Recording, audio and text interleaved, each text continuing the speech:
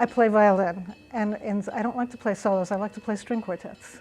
And although I imagine I have as much of an ego as many composers do, it's not that important to me that I be in the forefront of the experience. You know, that's the kind of person I am. So the gamelan is my adult continuation of the string quartets I played as a teenager. You know, when I'm playing in the gamelan, it never occurs to me, or rarely occurs to me, we're doing my piece or we're doing someone else's piece. We're just doing a piece, and I feel like I'm doing it even though I didn't write it.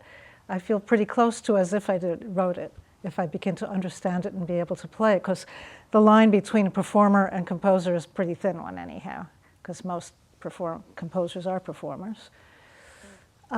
So every time I do somebody else's piece, it sort of like enters into my own collective experience of everything I've heard and played. And some of it gets reflected back into my music. I think we have, as a group, kind of borrowed from each other on numerous occasions. In a way, the separate people in Gamelan Son of Lion also have had pretty strong independent lives, and what we do is kind of different from each other. We're not going to all produce the same kind of thing separately that we do together. No longer is Queen Vashti, Queen of Shushan. She has no title, she has no property.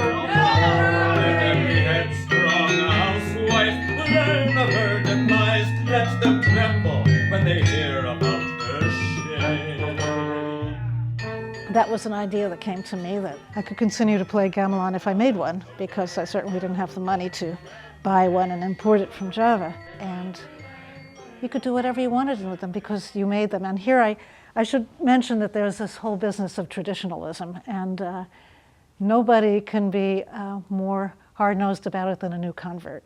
So we had people who studied gamelan and who really got very fixed ideas that this is sacred and you can't mess with it.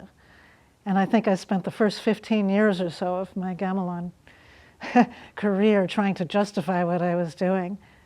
But one other thought was that if you made the instruments, they weren't that sacrosanct anymore. When I was out in California at the ASEA Summer School, American Society for Eastern Arts, Lou Harrison was there, there was a Javanese gamelan there, there was a little Balinese gamelan, and there were a whole bunch of composers. And Lou Harrison kind of got the idea of, oh, let's get these kids to write more pieces. He was a wonderful man that way. He was very generous and non-competitive and encouraging. So 4 or 5 of us who were taking a class with him said, oh, that would be fun. And he said, well, why don't we do a concert of new music that Americans wrote? But of course there was this problem. If we played them on the traditional instruments, you know, people might get their feathers ruffled. So he brought in a set of instruments that Bill Colvig had made, which he just called American Gamelan. It was a whole set. And we all adapted pieces that we knew for the set of instruments and did a little concert. And what's interesting is every one of those composers in that group went on and started their own gamelan in another place.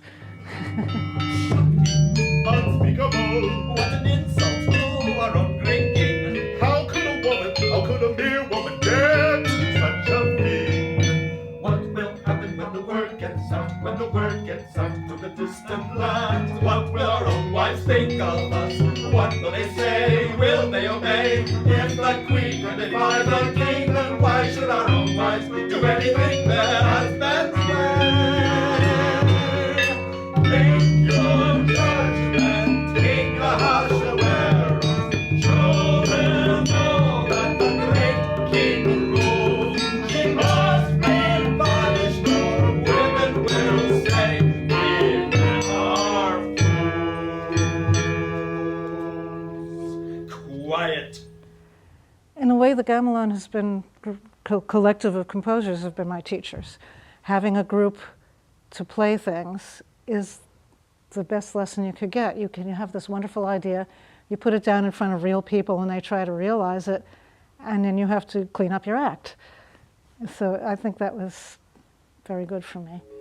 I don't don't know, it's a back and forth. It's sort of like being a leader in a very indirect way. I think we're all each other's teachers.